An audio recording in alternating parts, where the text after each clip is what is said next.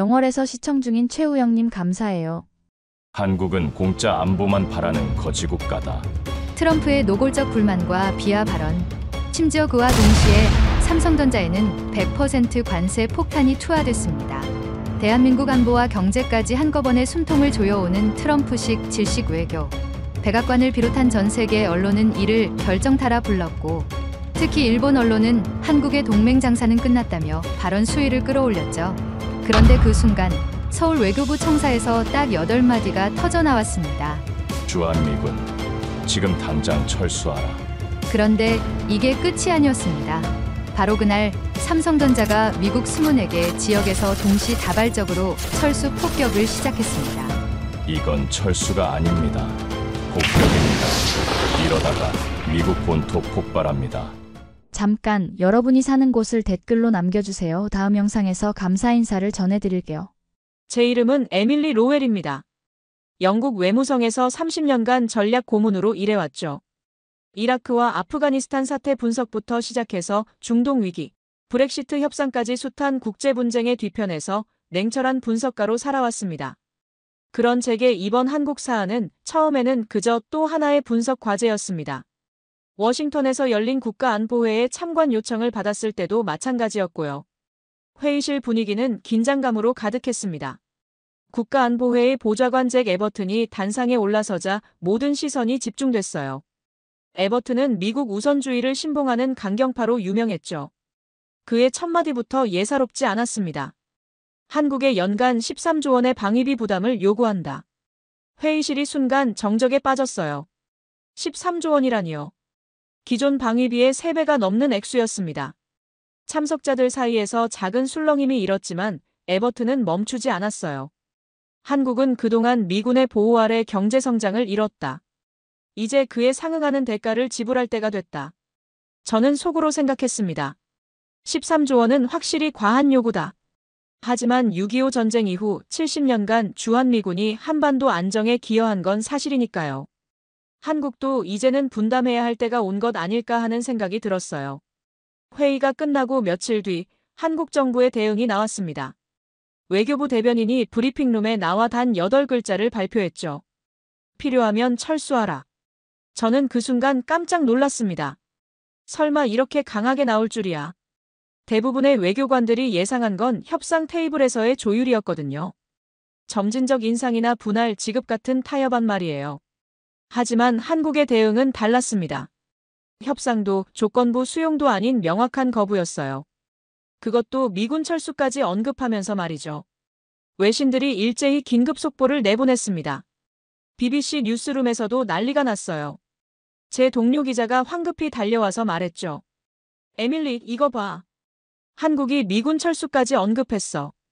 이건 정말 예상 못한 수였는데? 저는 뉴스를 보면서 혼잣말을 중얼거렸습니다. 이 정도로 강하게 나올 줄이야.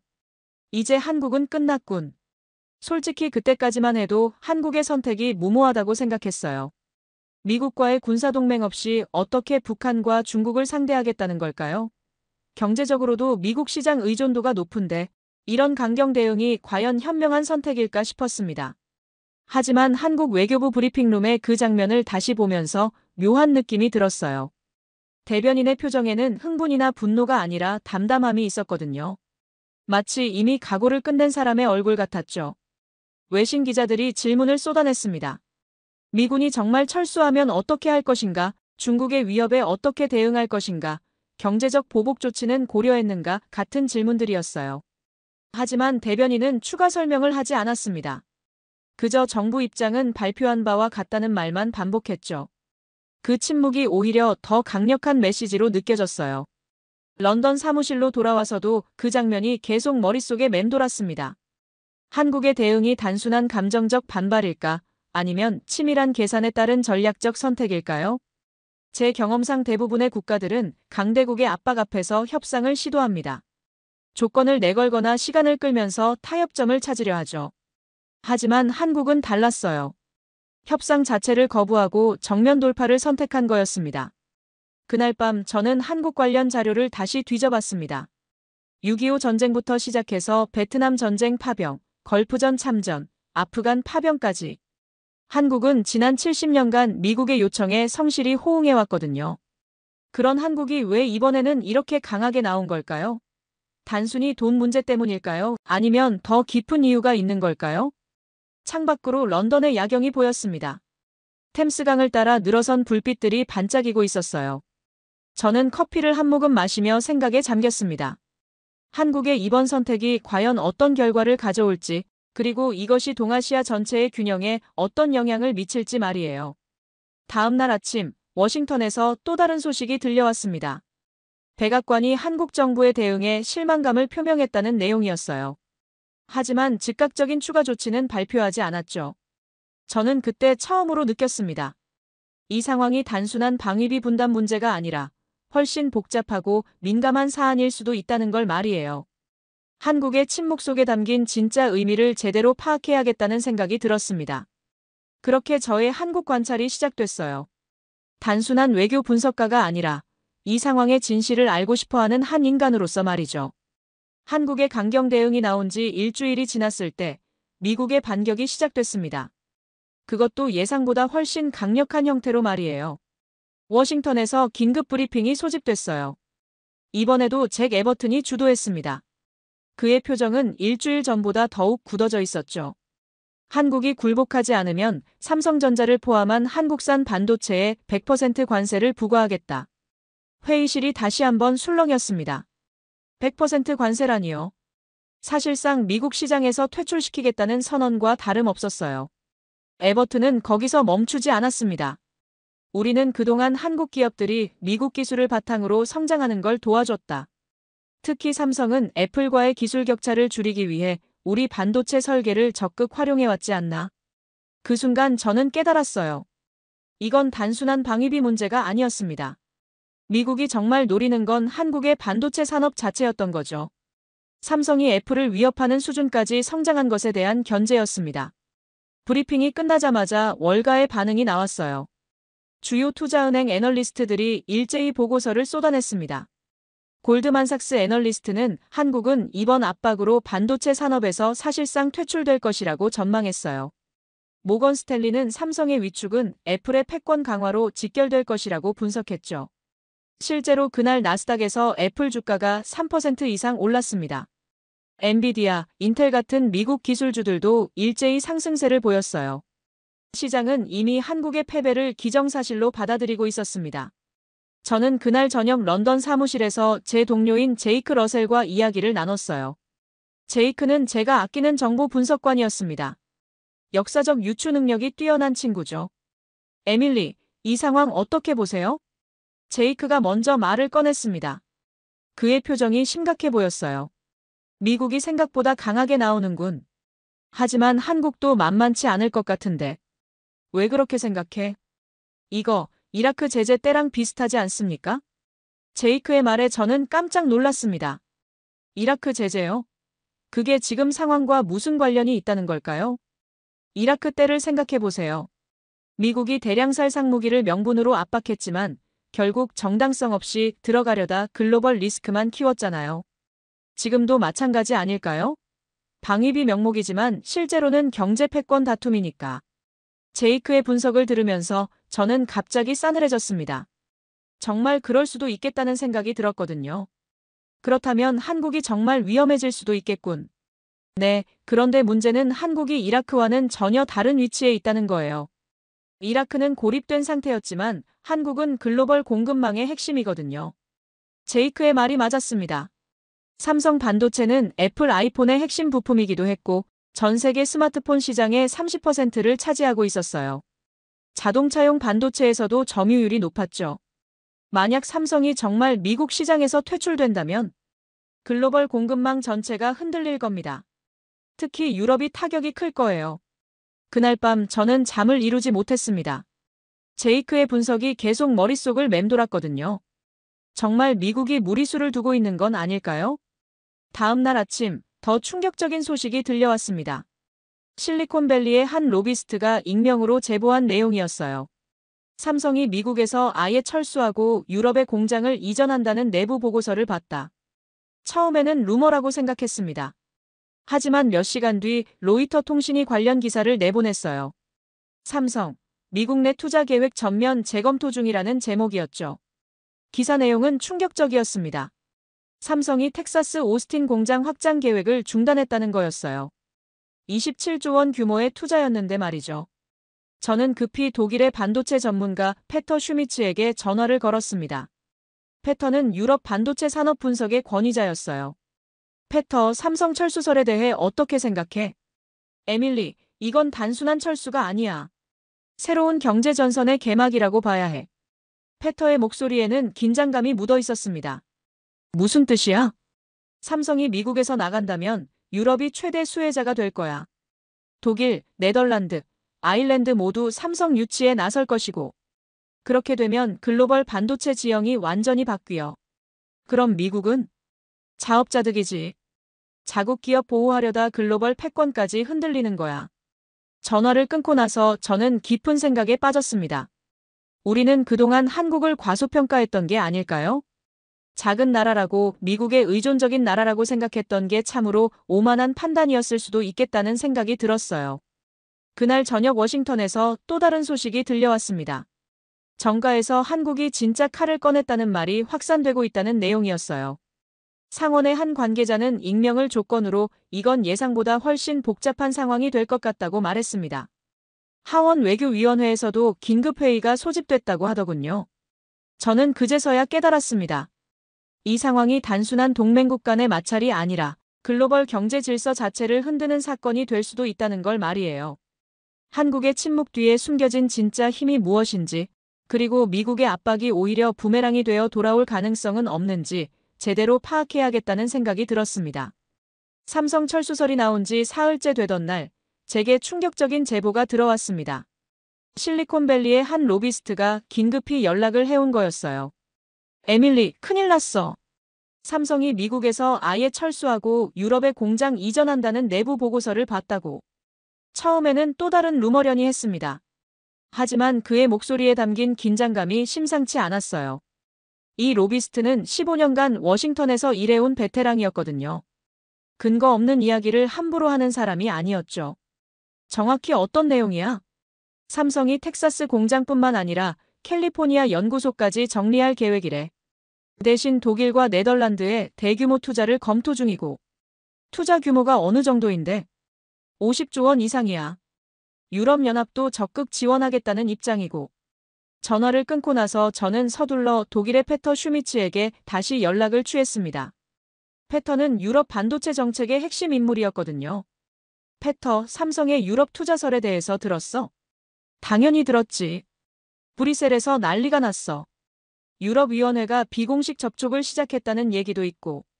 페터의 목소리에는 흥분이 섞여 있었습니다. 이건 단순한 공장 이전이 아니야, 에밀리. 새로운 경제 전선의 개막이라고 봐야 해. 무슨 뜻이야? 지금까지 반도체 산업은 미국 중심이었잖아. 설계는 미국, 제조는 아시아. 그런데 삼성이 유럽으로 오면 이 구조가 완전히 바뀌어. 유럽이 독자적인 반도체 생태계를 구축할 수 있게 되는 거야. 페터의 설명을 들으면서 저는 소름이 돋았습니다. 정말 그렇게 된다면 글로벌 기술 패권 지도가 완전히 재편될 수도 있겠다는 생각이 들었거든요. 그럼 미국은 어떻게 될까? 자충수지. 삼성을 압박해서 내쫓으려다 오히려 경쟁자를 키워주는 꼴이 될 거야. 그날 오후 런던 금융가에서도 관련 소식이 퍼지기 시작했습니다. 시티의 한 애널리스트가 제게 전화를 걸어왔어요. 에밀리, 삼성 주가 봤어? 한국 거래소에서는 떨어지고 있는데 유럽 시장에서는 오히려 오르고 있어. 정말 신기한 현상이었습니다. 같은 회사 주식이 지역에 따라 정반대로 움직이고 있었거든요. 이는 투자자들이 삼성의 미래를 지역별로 다르게 평가하고 있다는 뜻이었어요.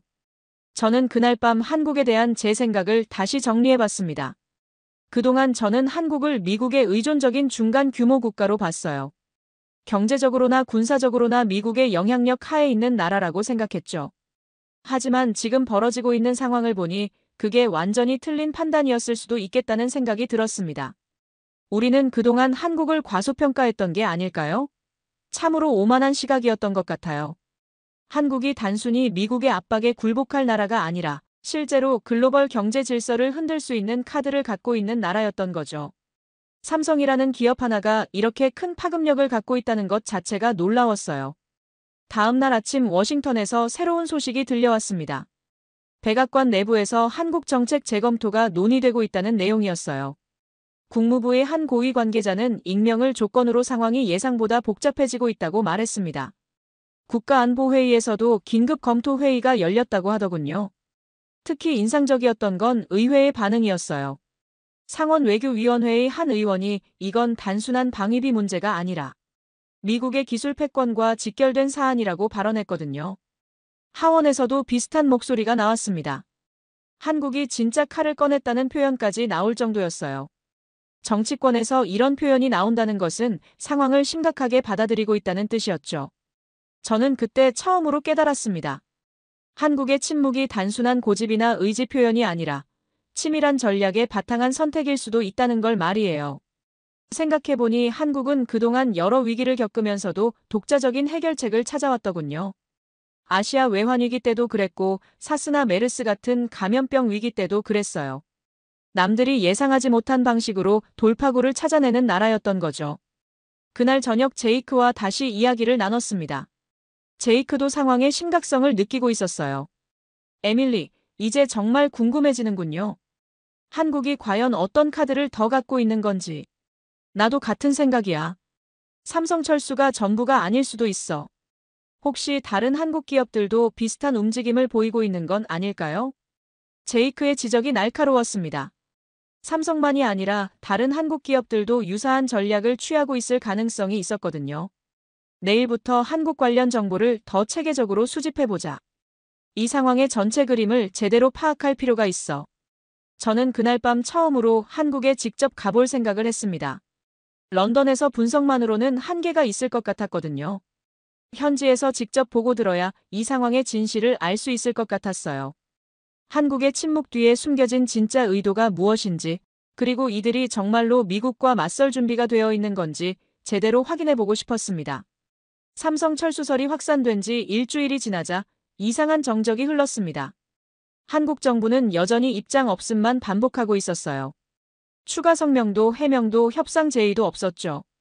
청와대 대변인은 매일 같은 말만 했습니다. 정부 입장은 이미 발표한 바와 같습니다. 기자들이 아무리 다양한 각도로 질문을 던져도 마찬가지였어요. 그 침묵이 오히려 국제사회를 더욱 긴장시키고 있었습니다. 저는 그 침묵이 무섭게 느껴지기 시작했어요. 보통 국가들은 위기 상황에서 자신들의 입장을 적극적으로 해명하려 하거든요.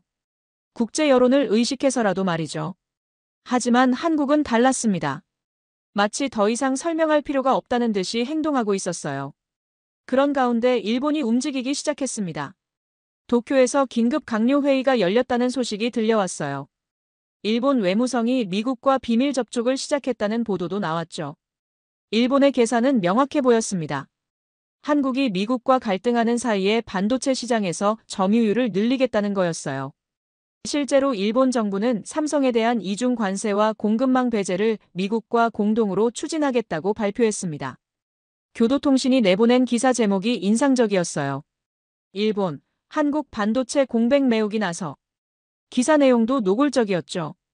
일본 기업들이 삼성이 빠진 자리를 대체할 준비를 하고 있다는 내용이었어요. 저는 그 기사를 보면서 씁쓸한 생각이 들었습니다. 동맹국이라고 하면서도 이렇게 기회를 노리고 있다니. 국제정치의 냉혹한 현실을 다시 한번 확인하는 순간이었어요. 하지만 더 충격적인 건 미국 대통령의 발언이었습니다. 트럼프 대통령이 백악관에서 기자회견을 열고 한국을 직접 거명했거든요. 이제 한국은 감당할 수 없는 나라가 됐다. 우리가 70년간 지켜준 나라가 이제는 우리를 배신하고 있어. 그들에게 대가를 치르게 할 것이다. 대통령의 어조에는 분노가 섞여 있었습니다. 감정적인 반응이었죠.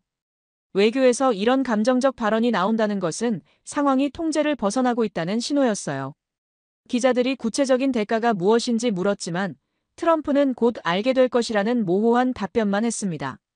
그 모호함이 오히려 더 불안감을 키웠어요. 그날 저녁 런던에서 아시아 전문가들과 긴급 화상회의를 가졌습니다. 모두들 상황의 심각성에 대해 우려를 표했어요. 옥스퍼드 대학의 한 교수는 이런 식으로 가면 한미동맹 자체가 위험해질 수 있다고 말했습니다. 또 다른 전문가는 중국이 이 상황을 어떻게 활용할지 주목해야 한다고 지적했죠. 정말 그랬습니다. 한국과 미국이 갈등하는 사이에 중국이 가만히 있을 리 없었거든요. 실제로 베이징에서는 한반도 정세 변화를 예의주시하고 있다는 공식 입장을 발표했어요. 저는 그때 처음으로 이 상황이 단순한 양자 갈등을 넘어서 동아시아 전체의 균형을 흔들 수 있다는 걸 깨달았습니다. 한국의 침묵이 이렇게 큰 파급 효과를 가져올 줄은 정말 예상하지 못했어요.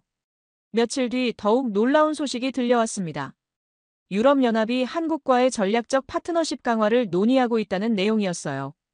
브뤼셀의 한 외교 소식통은 삼성과의 협력 확대가 유럽의 디지털 주권 확립에 도움이 될 것이라고 말했습니다. 이는 미국의 계산에 큰 변수가 될 수 있는 상황이었어요.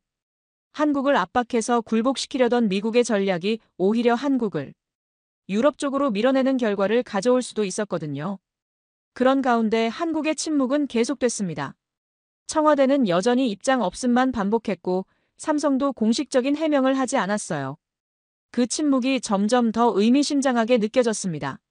저는 그때 깨달았어요. 한국이 침묵을 통해 오히려 주도권을 잡고 있는 건 아닐까 하는 생각이 들었거든요.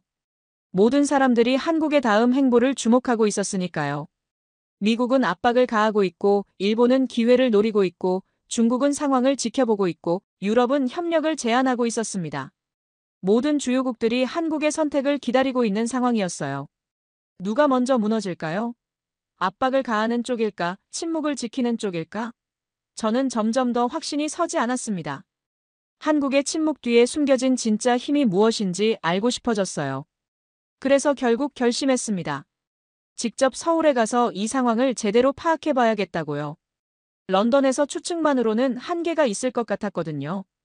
인천공항에 도착했을 때 느낀 첫 인상은 평온함이었습니다. 국제적인 긴장 상황과는 대조적으로 공항은 일상적인 모습 그대로였어요. 사람들은 평소처럼 바쁘게 오가고 있었고 특별한 경계 태세나 긴장감은 전혀 느껴지지 않았습니다. 공항 로비에서 저를 맞이한 건 김재철 고문이었어요. 삼성전자에서 30년간 반도체 기술 개발에 몸담아온 베테랑이었죠. 60대 초반의 그는 조용하면서도 자신감 있는 인상을 주었습니다. 에밀리 로웰 고문님이시죠? 김재철입니다. 오늘 브리핑을 담당하게 됐습니다. 김재철 고문의 목소리는 차분했어요. 마치 이런 국제적 관심이 일상적인 일인 것처럼 말이죠. 그의 옆에는 40대 중반으로 보이는 여성이 서 있었습니다. 류수현 부장입니다. 반도체 설계 부문을 책임지고 있어요. 류수현 부장은 날카로우면서도 직설적인 인상이었습니다. 엔지니어 특유의 논리적인 말투가 인상적이었어요. 차를 타고 삼성 본사로 이동하는 동안 김재철 고문이 말했습니다. 오늘 보여드릴 자료들은 모두 공개 가능한 수준입니다. 하지만 아마 놀라실 거예요. 어떤 면에서요? 우리가 지난 10년간 이뤄낸 기술적 성과들이 예상보다 훨씬 클 테니까요. 삼성 본사에 도착해서 가장 먼저 들른 곳은 기술 전시관이었습니다. 거기서 저는 정말 충격을 받았어요. 소부장 2030 프로젝트의 실시간 데이터가 화면에 표시되고 있었거든요. 고순도 HF 합성률이 99.8%네요. 네, 일본 수출 규제 이후 3년 만에 달성한 수치입니다. 류수현 부장의 설명이 이어졌어요. EUV 노광 장비도 자동화율이 95%까지 올라왔고요. 이제 TSMC와 기술 격차가 거의 없다고 봅니다. 저는 그 순간 깨달았습니다. 이건 단순한 기업의 기술력이 아니었어요. 군사무기와 같은 수준의 전략적 자산이었죠. 이건 군사무기다. 제가 무의식 중에 중얼거린 말에 김재철 고문이 웃으며 답했습니다. 맞습니다. 공급망이야말로 현대의 전장입니다. 그의 말에는 깊은 확신이 담겨 있었어요. 30년간 이 분야에서 일해온 사람만이 할 수 있는 말이었죠. 오후에는 유럽 반도체 대표들과의 회의에 참관했습니다. 독일, 네덜란드, 프랑스에서 온 대표들이 한자리에 모여 있었어요. 독일 대표가 말했습니다. 삼성 없으면 유럽 생산 라인 전부가 멈춰요. 이건 과장이 아니라 현실입니다. 네덜란드 대표도 동조했어요. ASML 장비의 30%가 삼성과 연동되어 있거든요. 그때 김재철 고문이 조용히 말했습니다. 공급망이야말로 현대의 전장입니다. 우리는 그 전장에서 핵심 위치를 차지하고 있고요. 저는 그 순간 소름이 돋았어요. 총 없이 전쟁을 이기는 방식이군요. 그렇게 표현할 수도 있겠네요. 김재철 고문의 답변은 담담했지만 그 안에 담긴 자신감은 확고했습니다. 회의가 끝나고 류수현 부장이 저를 삼성역사관으로 안내했어요. 거기서 들은 이야기가 제게는 가장 큰 충격이었습니다. IMF 위기 때도 우리는 연구개발을 멈추지 않았어요. 오히려 그때 더 집중적으로 투자했죠. 벽면에 걸린 사진들이 그 시절을 보여주고 있었어요. 야근하는 연구원들, 밤새 돌아가는 공장들, 위기 속에서도 포기하지 않는 사람들의 모습이었죠. 2019년 일본 수출 규제 때도 마찬가지였어요. 한 달 만에 소재 국산화 로드맵을 완성했고 2년 안에 대부분을 달성했죠. 류수현 부장의 목소리에는 자부심이 묻어 있었어요. 우린 늘 절박할 때마다 더 강해졌습니다. 그 순간 제 머릿속에 떠오른 건 며칠 전 뉴스에서 본 장면이었어요. 폭설 속에서 리어카를 밀어주던 고등학생들 모습이었죠. 아무런 관련이 없을 것 같은 두 장면이 갑자기 하나로 연결되는 느낌이었습니다. 기술과 공동체 정신이 하나로 작동하는 무형의 힘이랄까요? 위기마다 더 강해지는 DNA가 개인에게도 기업에게도 나라 전체에도 스며들어 있는 것 같았어요. 저는 그날 밤 호텔에서 깊은 생각에 잠겼습니다. 미국이 한국을 압박하면서 계산한 것들이 과연 맞는 걸까요? 방위비 압박으로 굴복시킬 수 있다고 본 것, 반도체 관세로 경제적 타격을 줄 수 있다고 본 것, 일본과의 공조로 고립시킬 수 있다고 본 것들 말이에요. 하지만 제가 오늘 본 건 그런 압박으로는 절대 꺾을 수 없는 힘이었습니다. 기술력만이 아니라 정신력까지 겸비한 힘이었어요. 국방비도 관세도 로비도 이 나라를 꺾을 수 없다는 걸 저는 그날 하나의 리어카와 하나의 칩에서 동시에 배웠습니다. 창밖으로 서울의 야경이 보였어요. 한강을 따라 늘어선 불빛들이 반짝이고 있었죠. 그 불빛들이 단순한 도시의 야경이 아니라 이 나라의 의지를 상징하는 것처럼 느껴졌습니다. 내일은 더 많은 사람들을 만나볼 예정이었어요. 이 나라의 진짜 힘이 어디서 나오는지 제대로 알아보고 싶었거든요. 서울에서의 둘째 날, 저는 좀 더 깊은 이야기를 들어보고 싶었습니다. 기술력이나 경제력 말고 이 사회의 근본적인 힘이 어디서 나오는지 알고 싶었거든요. 김재철 고문이 평택의 한 식당으로 저를 안내했어요. 거기서 토마스 맥베이라는 미군 중령을 만났습니다. 그는 15년간 한국에 주둔해온 베테랑이었어요. 맥베이 중령님은 한국 사회를 가장 잘 아는 외국인 중 한 분입니다. 김재철 고문의 소개에 맥베이 중령이 겸손하게 웃었어요. 15년 살아봤지만 아직도 모르겠어요. 이 나라 사람들이 어떻게 그런 힘을 내는지 말이에요. 어떤 힘을 말씀하시는 거죠? 위기마다 서로의 손을 잡는 힘이요. 맥베이 중령의 설명이 이어졌습니다. 그는 지난 15년간 목격한 여러 사건들을 들려줬어요. 메르스 사태 때였나요? 대구에서 확진자가 급증했을 때 전국에서 의료진들이 자원해서 내려갔어요. 명령이나 지시가 있었던 게 아니라 그냥 자발적으로요. 자발적으로요? 네, 정부가 요청하기도 전에 이미 움직이고 있었어요. SNS로 서로 연락 취하면서 누가 언제 갈 수 있는지 조율하더라고요. 맥베이 중령의 이야기는 계속됐습니다. 세월호 사건 때도 마찬가지였어요. 진도 앞바다에 전국에서 사람들이 몰려왔죠. 누가 부탁한 것도 아닌데 그냥 와서 도와주겠다고 하더라고요. 저는 그 이야기를 들으면서 며칠 전 본 뉴스 장면이 떠올랐어요. 폭설 속에서 리어카를 밀어주던 고등학생들 말이에요. 그런 일들이 자주 있나요? 자주요? 거의 습관적이라고 해야죠. 그때 김재철 고문이 휴대폰을 꺼내서 영상 하나를 보여줬어요. 2007년 태안기름 유출 사고 당시 기록 영상이었습니다. 이 영상 보세요.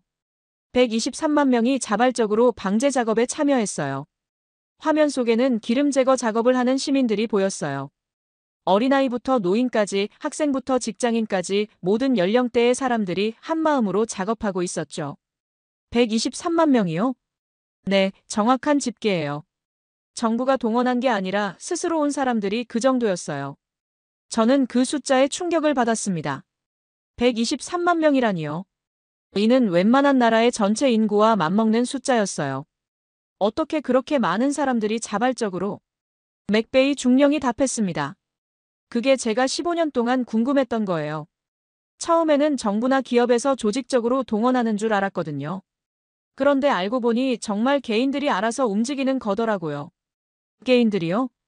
네, 인터넷 카페나 SNS에서 정보 공유하고 언제 어디서 만날지 약속 잡고 필요한 물품들 각자 준비해서 오고 완전히 자율적인 시스템이에요. 그 순간 저는 깨달았습니다. 이런 건 정책이 아니라 습관 같은 거구나 하는 생각이 들었거든요. 이런 건 정책이 아니라 습관 같군요. 김재철 고문이 고개를 끄덕였어요. 맞습니다. 정책보다 깊숙이 박힌 DNA 같은 거죠. 그때 제 눈앞에 떠오른 건 삼성도 학생들도 아닌 이 사회 전체의 집단 반응이었습니다. 위기가 오면 누가 시키지 않아도 스스로 모여서 문제를 해결하려 하는 힘말이에요. 그럼 이번 미국과의 갈등도 아마 비슷할 거예요. 정부가 무엇을 결정하든 국민들이 뒷받침할 준비가 되어 있을 거라고 봅니다. 맥베이 중령의 말에 김재철 고문이 덧붙였어요. 우리는 지난 70년간 수없이 위기를 겪었어요. 전쟁도 경제위기도 자연재해도 감염병도. 그때마다 이겨낸 방식이 있거든요. 어떤 방식이요? 함께 버티는 거죠. 정부든 기업이든 개인이든 각자 자기 몫을 다하면서 함께 버티는 거예요. 저녁 식사를 마치고 호텔로 돌아가는 길에 저는 깊은 생각에 빠졌어요. 오늘 들은 이야기들이 어제 본 기술력과 연결되면서 하나의 큰 그림이 보이기 시작했거든요. 한국의 힘은 단순히 기술력이나 경제력에서 나오는 게 아니었어요. 위기 대응 집단 지성이랄까요? 개별적으로는 약할 수 있지만 함께 모이면 엄청난 힘을 발휘하는 그런 시스템이었습니다. 미국이나 일본 같은 나라들이 한국을 압박할 때 계산하지 못한 변수가 바로 이것 아닐까 싶었어요. 눈에 보이는 경제력이나 군사력만 계산했지 이런 무형의 힘은 제대로 파악하지 못했을 거예요. 그날 밤 호텔방에서 저는 오늘 들은 이야기들을 정리해봤습니다. 123만 명의 자발적 참여, 위기마다 손을 잡는 습관, 정책보다 깊은 시민 DNA. 이런 것들이 결합되면 어떤 압박도 견뎌낼 수 있을 것 같았어요. 창밖으로 서울의 새벽 풍경이 보였습니다. 이른 시간임에도 불구하고 도시는 이미 깨어나고 있었어요. 지하철역으로 향하는 사람들, 출근 준비를 하는 직장인들, 새벽 배송을 나가는 택배기사들까지 모든 사람들이 각자의 자리에서 각자의 몫을 다하고 있었습니다. 평범해 보이지만 그 평범함 속에 숨겨진 힘이 있었어요. 위기가 오면 언제든 함께 모여서 문제를 해결할 준비가 되어 있는 힘말이에요. 서울에서 사흘을 보낸 뒤 인천공항에서 런던행 비행기에 올랐습니다. 11시간의 비행시간 동안 저는 수집한 모든 정보를 정리해야 했어요. 이번 출장에서 얻은 통찰들을 체계화해서 백악관에 보고할 예정이었거든요. 기내에서 노트북을 켜고 자료들을 정리하면서 저는 한 가지 명확한 결론에 도달했습니다. 이건 경제 문제도 군사 문제도 아니었어요. 집단의 정신력 문제였습니다.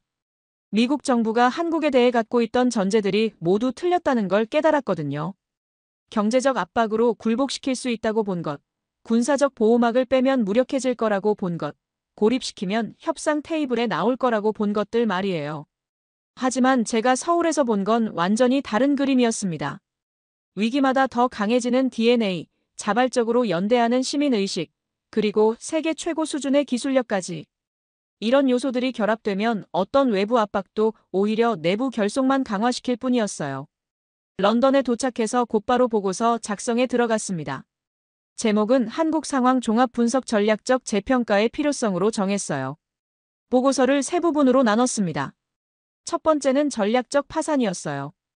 현재 미국의 접근 방식이 애초 목표와 정반대 결과를 가져오고 있다는 분석이었죠. 두 번째는 경제적 자해였습니다. 삼성을 압박해서 미국에서 내쫓는 것이 결국 미국 자신의 기술 생태계에 타격을 준다는 내용이었어요. 세 번째는 정신적 오판이었습니다. 한국 사회의 집단 정신력을 완전히 잘못 읽었다는 분석이었죠. 특히 마지막 부분에서 저는 에버튼 리스크라는 항목을 따로 만들었어요. 이름을 직접 거명하지는 않았지만 현재의 강경 정책이 오히려 미국의 전략적 이익에 해가 된다는 내용이었습니다. 보고서를 완성하고 워싱턴으로 보낸 뒤 이틀 뒤에 긴급회의 소집 통보를 받았어요. 백악관 상황실에서 국가안보회의가 열린다는 내용이었습니다. 회의실에 들어갔을 때 분위기는 무거웠어요. 참석자들의 표정에서 상황의 심각성을 읽을 수 있었죠. 제 보고서가 상당한 파장을 일으켰다는 걸 알 수 있었습니다. 국가안보보좌관이 회의를 주재했어요. 잭 에버튼도 참석했지만 평소와 달리 말수가 적었습니다. 로웰 고문의 현지 보고서를 모두 검토했을 것입니다. 핵심 내용을 직접 설명해 주시죠. 저는 준비해온 프레젠테이션을 시작했어요. 먼저 한국의 기술적 역량에 대한 데이터를 보여줬습니다. 소부장 국산화율, EUV 장비 자동화 수준, 고순도 소재 합성 능력 등등. 한국의 반도체 기술력은 우리가 예상했던 것보다 훨씬 높습니다. 이미 몇몇 분야에서는 세계 최고 수준에 도달했어요. 참석자들 사이에서 작은 술렁임이 일었습니다. 더 중요한 건 이런 기술력의 배경입니다. 저는 서울에서 촬영한 영상을 틀었어요. 폭설 속에서 리어카를 밀어주던 고등학생들 장면이었습니다. 이 영상을 보시죠. 특별한 지시나 명령이 있었던 게 아닙니다. 그냥 자발적으로 도움이 필요한 사람을 도운 거예요. 화면을 바라보는 회의실이 조용해졌어요. 이런 자발적 연대의식이 개인 차원에서만 나타나는 게 아닙니다. 기업 차원에서도 국가 차원에서도 마찬가지예요. 위기가 오면 오히려 더 강하게 뭉치는 DNA가 있습니다. 저는 태안기름 유출 사고 때 123만 명이 자발적으로 참여했던 사례도 소개했어요. 메르스 사태 때 의료진들의 자원봉사 사례도 들었죠. 현재 우리의 압박 전략은 이런 집단 정신력을 전혀 고려하지 않고 있습니다. 오히려 한국 사회의 결속만 강화시키고 있어요. 회의실의 분위기가 점점 무거워졌습니다. 몇몇 참석자들이 고개를 끄덕이고 있었어요. 결론적으로 현재의 접근 방식은 전략적으로 실패할 가능성이 높습니다. 한국을 굴복시키기는커녕 오히려 더 강한 저항만 불러일으킬 뿐이에요. 프레젠테이션이 끝나고 질의응답 시간이 이어졌습니다. 여러 질문들이 나왔지만 가장 날카로운 질문은 국무부 차관이 던진 것이었어요. 그럼 우리가 어떻게 해야 한다고 보시나요? 협상 테이블로 돌아가야 합니다. 압박이 아니라 상호 이익을 찾는 방향으로 접근해야 해요.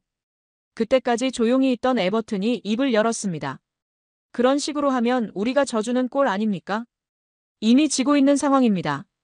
제 답변에 회의실이 정적에 빠졌어요. 에버튼의 얼굴이 굳어졌습니다. 회의가 끝나갈 무렵 다시 한번 리어카 영상이 화면에 나왔어요. 그 순간 회의실 전체가 침묵에 빠졌습니다. 구석에 앉아있던 에버튼이 입을 굳게 다문 채 자리에서 조용히 일어났어요. 그는 아무 말 없이 회의실 문을 열고 나갔습니다. 뒤돌아보지도 않은 채 말이에요. 그의 퇴장이 상징적으로 느껴졌어요. 강경 정책의 종료를 알리는 신호 같았거든요. 회의가 끝나고 나서 여러 참석자들이 저에게 다가와 추가 질문을 했어요. 모두들 한국에 대한 인식을 새롭게 하는 계기가 됐다고 말했습니다. 그날 저녁 호텔에서 저는 깊은 만족감을 느꼈어요. 제가 서울에서 본 진실을 제대로 전달할 수 있었다는 생각이 들었거든요. 리어카 하나가 미국의 권력자들을 멈추게 만든 순간이었습니다. 제 보고서가 백악관에 제출된 지 일주일 뒤 상황이 급격히 바뀌기 시작했습니다. 먼저 잭 에버튼의 사임 소식이 들려왔어요. 공식적으로는 개인 사정이라고 발표됐지만 워싱턴 정가에서는 모두 그 진짜 이유를 알고 있었죠. 그 다음 날 백악관에서 중요한 발표가 나왔습니다. 대통령 대변인이 브리핑에서 한국과의 방위비 협상을 보다 건설적인 방향으로 재개하겠다고 말한 거였어요. 연간 13조 원 요구는 더 이상 언급되지 않았습니다. 국무부에서도 후속 조치가 발표됐어요. 한국산 반도체에 대한 관세 부과 계획을 원점에서 재검토하겠다는 내용이었습니다. 사실상 관세 계획을 철회한다는 뜻이었죠. 저는 그 소식들을 런던에서 지켜보면서 복잡한 감정을 느꼈어요. 한편으로는 제 분석이 정확했다는 안도감이 들었지만 다른 한편으로는 이 모든 갈등이 애초에 일어나지 않을 수도 있었다는 아쉬움도 있었거든요. 미국 언론들의 반응도 흥미로웠습니다. 월스트리트 저널은 한국, 무기 없이도 군사적 자립의 역설을 증명하다라는 제목의 기사를 실었어요. 뉴욕타임스는 침묵의 외교가 가져온 승리라고 평가했죠. 특히 인상적이었던 건 워싱턴 포스트의 사설이었습니다. 우리는 한국을 잘못 읽었다는 제목으로 시작하는 글이었어요. 기사 내용을 보니 제 보고서의 일부 내용이 인용되어 있더군요. 한국의 힘은 단순히 경제력이나 군사력에서 나오는 게 아니다. 위기마다 더 강해지는 집단 정신력에서 나온다. 이를 제대로 이해하지 못한 채 전통적인 압박 방식으로 접근한 것이 실패의 원인이었다. 유럽의 반응도 주목할 만했어요. 브뤼셀에서는 한국과의 전략적 파트너십 강화 방안이 공식 의제로 채택됐습니다. 독일 총리는 한국의 기술력과 유럽의 시장이 결합하면 새로운 가능성이 열릴 것이라고 말했어요. 한국 정부의 대응은 여전히 절제되어 있었습니다. 청와대 대변인은 미국의 정책 변화를 환영한다는 간단한 논평만 발표했어요. 승리를 자축하거나 과시하지 않는 모습이 오히려 더 인상적이었죠. 삼성도 마찬가지였습니다. 주가는 상승했지만 회사 차원에서는 별다른 발표를 하지 않았어요. 다만 텍사스 공장 확장 계획을 예정대로 진행한다는 짧은 보도자료만 냈을 뿐이었죠. 저는 그런 한국의 모습에서 진정한 강함을 봤습니다. 이겼다고 소리치지 않고 상대방을 굴복시켰다고 자랑하지도 않는 성숙한 말이에요. 며칠 뒤 제게 한국 정부로부터 초청장이 도착했습니다. 서울에서 열리는 국제 반도체 포럼에 참석해달라는 내용이었어요. 기조 연설자로 초청받은 거였죠. 다시 서울에 갔을 때 느낀 분위기는 한 달 전과는 완전히 달랐습니다. 긴장감은 사라지고 자신감이 넘쳤어요. 하지만 오만하거나 우쭐한 모습은 전혀 없었습니다. 포럼에서 김재철 고문을 다시 만났어요. 그는 여전히 차분하고 겸손한 모습이었습니다. 고문님의 보고서가 상황 변화에 도움이 됐다고 들었어요. 제가 한 일은 진실을 전달한 것뿐입니다. 원래 한국이 갖고 있던 힘을 다른 사람들이 몰랐을 뿐이에요. 앞으로 한미 관계는 어떻게 될까요? 더 좋아질 거라고 봅니다. 서로를 제대로 이해하게 됐으니까요. 김재철 고문의 말에는 원망이나 승리감이 전혀 없었어요. 오히려 미래에 대한 희망이 담겨 있었죠. 그날 저녁 한강변을 걸으면서 저는 깊은 감동을 받았습니다. 이 나라가 보여준 건 단순한 승리가 아니었어요. 굴복하지 않으면서도 상대방을 굴복시키지 않는 지혜였습니다. 압박을 받았을 때 맞서 싸우는 대신 침묵으로 응답했고 그 침묵이 결국 상대방의 마음을 돌려놓았죠. 이런 방식의 갈등 해결은 제가 30년간 외교 현장에서 본 적이 없는 것이었어요. 런던으로 돌아온 뒤 저는 이번 경험을 정리한 보고서를 하나 더 썼습니다. 제목은 새로운 강국의 조건 한국 사례 연구였어요. 그 보고서에서 저는 이렇게 결론지었습니다. 강한 나라는 큰 소리치는 나라가 아니다. 자신의 가치를 확신하고 그 가치를 위해 묵묵히 행동하는 나라다. 한국이 보여준 것은 바로 그런 강함이었다. 지금 제 런던 자택 서재에는 한국에서 받은 작은 배지가 놓여 있어요. 함께라고 쓰인 배지입니다. 김재철 고문이 작별 인사를 할 때 건네준 선물이었죠. 그 배지를 볼 때마다 저는 생각합니다. 내가 관찰하러 갔던 그곳은 우리가 배워야 할 미래였다고요. 침묵의 진심은 결국 모두의 언어였다는 걸 그곳에서 배웠습니다. 창밖으로 템스강이 보입니다. 강물은 조용히 흘러가고 있어요. 소리 없이 흐르지만 도시 전체를 적시고 있죠. 한국의 힘도 그런 것 같았어요. 소리 없이 흐르지만 세상을 바꾸는 힘 말이에요. 앞으로도 세계 곳곳에서 크고 작은 갈등들이 벌어질 겁니다. 그때마다 저는 한국에서 배운 것을 기억할 거예요. 진정한 강함이란 상대방을 굴복시키는 게 아니라 서로가 상처받지 않는 해결책을 찾는 것이라는 걸 말이죠. 그것이 제가 서울에서 얻은 가장 소중한 교훈입니다.